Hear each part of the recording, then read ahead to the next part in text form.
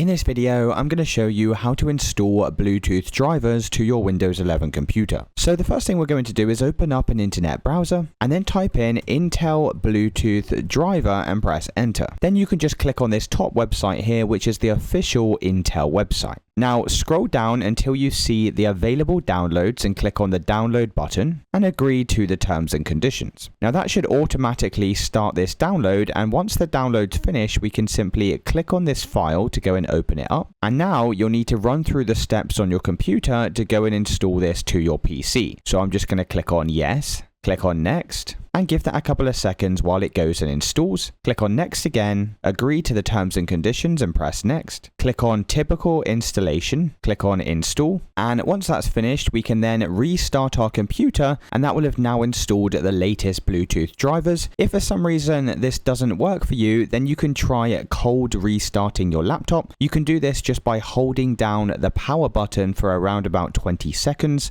and once your computer's completely shut down, make sure to unplug it from any charging cables, and then you can go and power it back on, and that should have now solved that issue. You also need to make sure your computer has a motherboard that's compatible with Bluetooth. So if your computer is not Bluetooth compatible, then also this method won't work. Once you have installed your Bluetooth drivers, just head over to your start menu and search for settings and click on the settings window. In the left hand side, select Bluetooth and devices and just go and turn on Bluetooth to start using it. And it's as simple as that, guys. If you did find this video helpful, then let me know in the comments and I'll see you with the next one.